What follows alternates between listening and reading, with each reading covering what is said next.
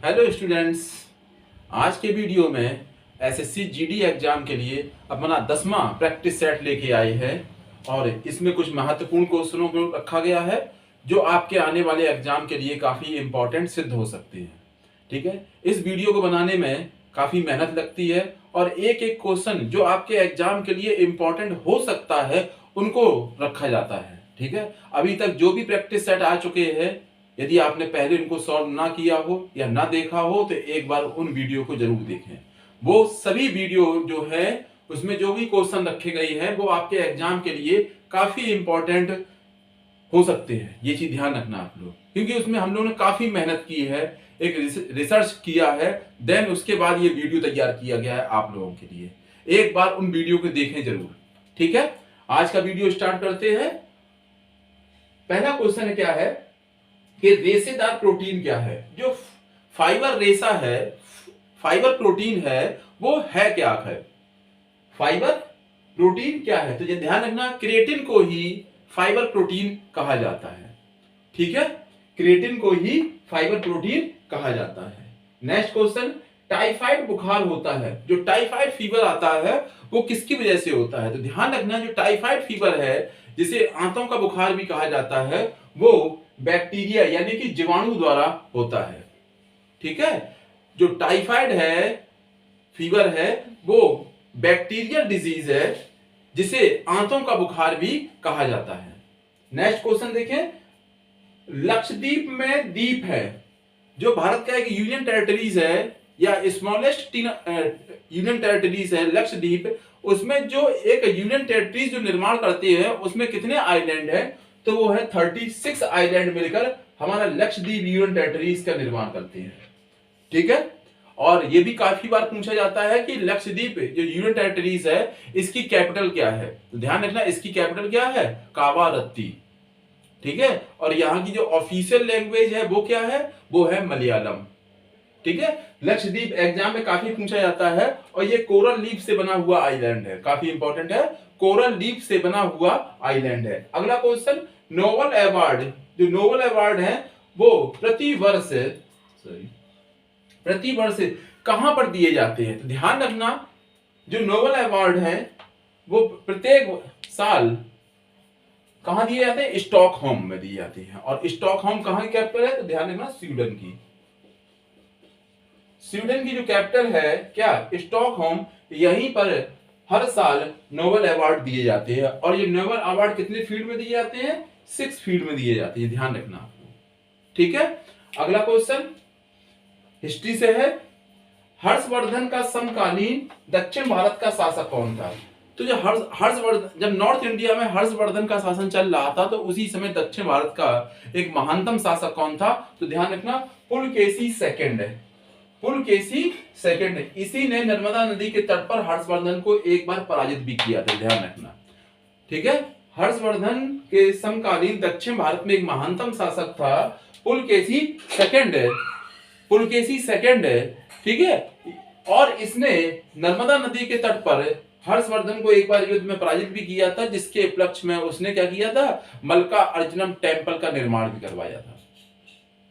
ठीक है, अगला आनंद मठ, समझ गए होंगे आनंद मठ, वंदे मातरम। आनंद मठ में बंकिम चंद्र चटर्जी ने वर्णन किया। ध्यान रखना, बंकिम चंद्र चटर्जी द्वारा निर्मित आनंद मठ है, उसी में हमारा नेशनल सॉन्ग है वंदे मातरम। ठीक है, इसी बुक में जो उनकी रचना थी, नोवेल था, इसी में उन्होंने किस चीज का वर्णन किया? तो ध्यान रखना, उसी बुक में आनंद मठ में ही इन्होंने सन्यासी विद्रोह या साधु विद्रोह या बड़ा इसी बोला जाता है नागा विद्रोह, नागा विद्रोह, ये भारत का, आधुनिक भारत में ये सबसे पुराना विद्रोह बताया जाता है। सबसे पहले जो विद्रोह हुआ उसको बताया जाता है, जिसका वर्णन बंकिम चंद्र चटर्जी ने अपने नोवेल आनंद मठ में किया था। ठीक है, और इसी में हमको क्या मिलता है? भारत का राष्ट्रीय गान, राष्ट्रीय गीत मिलता है, वंदे मातरम। नेक्स्ट इकोनॉमिक्स से रिलेटेड है थोड़ा सा हमारा, लोक वित्त में, पब्लिक फाइनेंस में अधिकतम सामाजिक लाभ का सिद्धांत दिया है। जो भी फंड रिलीज हो रहा है उसमें मैक्सिमम सामाजिक लाभ का सिद्धांत किसने दिया है? डाल्टन ने दिया है। ये चीज को याद करें आप लोग, ठीक है। किसने दिया है? अधिकतम सामाजिक लाभ का सिद्धांत डाल्टन ने दिया है, ठीक है। अगला क्वेश्चन, भारत के ज्वारी बंदरगाह हैं। नॉर्मल बेटा आपको एक ही बताया जाता है कि जो गुजरात में स्थित कांडला बंदरगाह है, यही भारत का एक ज्वारी बंदरगाह है। ध्यान रखना, ऑप्शन के अकॉर्डिंग करना है। ये क्वेश्चन कई बार ऑलरेडी आ चुका है। तो नॉर्मल वे में यदि आपको सिर्फ कांडला मिलता है तो हम कांडला अकेला बताएंगे। यदि हमको कांडला और हुगली ये दोनों बंदरगाह मिलते हैं, कांडला और हुगली, अरे एक्चुअली क्या है, हुगली कोई बंदरगाह नहीं है, बंदरगाह का नाम है हल्दिया। बंदरगाह का जो नाम है, सी पोर्ट का नाम जो क्या है, हल्दिया, और ये हुगली नदी पर है। तो जो भी आपको ऑप्शन मिलेंगे, ज्यादातर वो आपके एग्जाम में क्या है, सिर्फ कांडला मिलता है, तो हम वहां पे हम एक ही ऑप्शन लगाते हैं। पर आपको पता होना चाहिए भारत के ज्वारी है, यानी कि टाइट्स जो सी पोर्ट हैं वो दो हैं, कांडला एंड हल्दिया। इसी को बड़ा हुगली भी कहा जाता है, ठीक है। इस एक बार आप पूरे क्वेश्चन को देख लें, आगे पढ़ते हैं। अगला क्वेश्चन, मुंबई हाई संबंधित है। ये ध्यान रखना, जो मुंबई हाई है ये क्या है, ये अरेबियन सी में एक हमारा माइनिंग एरिया है, खनन एरिया है। किस चीज का? पेट्रोलियम का। ध्यान रखना, भारत में जो भी एलपीजी गैस का प्रोडक्शन हो रहा है, उत्पादित हो रहा है, उसकी बात हो रही है, इंपोर्ट की नहीं, सिर्फ उत्पादित हो रहा है, उसका 89% एलपीजी गैस यानी कि नेचुरल गैस हमारा मुंबई हाई से ही निकल रही है, ठीक है। ये अरेबियन सी में स्थित है, अरब सागर में स्थित है मुंबई हाई, ठीक है। यहीं से हमको प्राकृतिक गैस प्राप्त होती है। तो हमारा ये किस चीज से संबंधित है? पेट्रोलियम प्रोडक्ट से रिलेटेड है, ठीक है। अगला, भारत में पहली बार बैंकों का राष्ट्रीयकरण किया गया, नेशनलाइजेशन बैंकों का फर्स्ट टाइम कब किया गया? तो ध्यान रखना, बैंकों का नेशनलाइजेशन फर्स्ट टाइम 19 जुलाई 1969 में किया गया था, ठीक है। जिससे इनकी कुछ सोशल ड्यूटी, जो हमारी बैंकें हैं, इनकी कुछ सोशल ड्यूटी भी फिक्स की जा सके, इसलिए इन बैंकों का राष्ट्रीयकरण यानी कि नेशनलाइजेशन किया गया था। अभी तक भारत में 2 बार हो चुका है। फर्स्ट टाइम 69 में हुआ था और सेकंड टाइम 1980 में हुआ था, ठीक है। यहाँ फर्स्ट टाइम बताया गया है तो 1969 में हुआ था, ठीक है, राष्ट्रीयकरण। अगला क्या है? फीफा। आपको पता ही है, फीफा फुटबॉल की इंटरनेशनल एजेंसी का नाम है। फीफा रैंकिंग में भारत की रैंकिंग क्या है? तो जो लेटेस्ट 2021 में फीफा में भारत की जो रैंकिंग जो दी गई है, वो कितनी दी गई है? 107वीं रैंक मिली है इसको, ठीक है, फीफा वर्ल्ड कप में।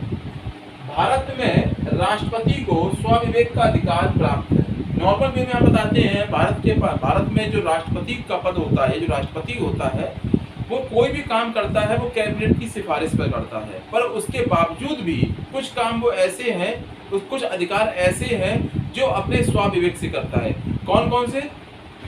एक तो प्रधानमंत्री की नियुक्ति, बड़ा काफी इंपॉर्टेंट है। ये राष्ट्रपति जी का विशेष अधिकार है, स्वविवेक का अधिकार है। वो किस व्यक्ति को, लोकसभा के किस मेंबर को राष्ट्रपति बनाते हैं, ये उन पर निर्भर करता है, ठीक है। जब नई लोकसभा सदन चुना जाता है, उसमें वे और किसी पार्टी के पास या गठबंधन के पास जब स्पष्ट मेजॉरिटी नहीं होती है, उस दौरान वो किस पार्टी या गठबंधन को सरकार पर बनाने के लिए आमंत्रित करते हैं, ये उनका स्वाविवेक पर निर्भर करता है, ठीक है। इसके अलावा वीटो पावर, आपको जैसे मालूम है भारतीय संविधान में राष्ट्रपति को कुछ निषेधाज्ञा यानी कि वीटो पावर का अधिकार दिया है। ये लगभग 3 प्रकार के हैं, ठीक है। तो वीटो पावर का भी अधिकार वो अपना स्वविवेक से करेंगे। इसके अलावा लोकसभा को भंग करने का अधिकार, लोकसभा को भंग करने का अधिकार। यहाँ पे एक चीज समझना कि ऐसी कोई सरकार है या ऐसा प्रधानमंत्री जिसने सदन में अपना अविश्वास प्रस्ताव, नॉन कॉन्फिडेंस बिल को खो दिया है और तब वो राष्ट्रपति से लोकसभा को भंग करने की सिफारिश करता है, तो उस दौरान राष्ट्रपति जी लोकसभा को भंग करें या ना करें, ये उनके स्वाविवेक पर होगा। नॉर्मल कंडीशन में प्रधानमंत्री यदि लोकसभा को भंग करने की सिफारिश करते हैं तो राष्ट्रपति जी उसको तत्काल मानते हैं। पर यह कंडीशन कब की है लोकसभा भंग करने? जब ऐसा कोई प्रधानमंत्री या उसका मंत्री परिषद जो अपना नॉन कॉन्फिडेंस बिल सदन में हार चुका है, तब उसकी इस सिफारिश को माने या ना माने, ये राष्ट्रपति के स्वविवेक पर निर्भर करेगा। ये चीज ध्यान रखना, ठीक है। तो इन तीन में से कोई भी कंडीशन आपसे पूछी जाएंगी, मैक्सिमम कंडीशन है कि आपसे यही पूछा जाएगा आपके एग्जाम, ठीक है। तो आप यह देखना, प्रधानमंत्री की नियुक्ति के सापेक्ष में वो अपना स्वविवेक, इसके अलावा वीटो पावर और लोकसभा को भंग करने के सापेक्ष में भी वो अपना स्वविवेक यूज कर सकते हैं, ठीक है। अगला, ग्रांड कैनियन स्थित है बेटा। ग्रांड कैनियन ये बड़ा एक ज्योग्राफियल स्ट्रक्चर होता है। क्या होता है कि जब दो माउंटेन खिसक कर काफी बीच में बहुत बड़ा एक बीच में गैप आ जाता है, जिसमें सैकड़ों किलोमीटर का डिस्टेंस आ जाता है, हंड्रेड्स ऑफ किलोमीटर का डिस्टेंस आ जाता है, तो उस स्ट्रक्चर को कैनियन बोला जाता है। तो यहाँ पे कौन सी कैनियन की बात हो रही है? Grand canyon. तो ध्यान रखना, ग्रांड कैनियन आपका कोलोराडो नदी पर है, ठीक है, कोलोराडो रिवर पर है। और ये कोलोराडो रिवर कहां पर है? ये है आपका यूएसए में ठीक है। तो चाहे एक इसके साथ एक और आता है, वहां पर एक कैनियन और भी है, कौन सा है? Black canyon. तो ग्रांड कैनियन आपसे एग्जाम में पूछा जाए या ब्लैक कैनियन पूछा जाए, ये दोनों ही किस नदी पर है? कोलोराडो में है। और कोलोराडो रिवर कहां है? यूएस में है। इसलिए मैं दोनों चीज को मेंशन कर दिया। यदि आपसे रिवर पूछता है तो आप कोलोराडो रिवर बताएंगे, और उसकी लोकेशन पूछता है तो आप यूएस बताएंगे, ठीक है। इसके अलावा कुछ नहीं पूछेगा एग्जामिनर आपसे। नेक्स्ट क्वेश्चन, भारत में टोटल हाई कोर्ट्स हैं, कुल उच्च न्यायालय हैं। तो ध्यान रखना, भारत में प्रेजेंट टाइम में 25 हाई कोर्ट्स हैं, ठीक है। और यदि आपको ये वीडियो पसंद आया हो और आपको लगता है कि ये क्वेश्चन हमारे एग्जाम के लिए महत्वपूर्ण सिद्ध हो सकते हैं, तो चैनल को सब्सक्राइब करें और वीडियो को लाइक और शेयर करें। धन्यवाद।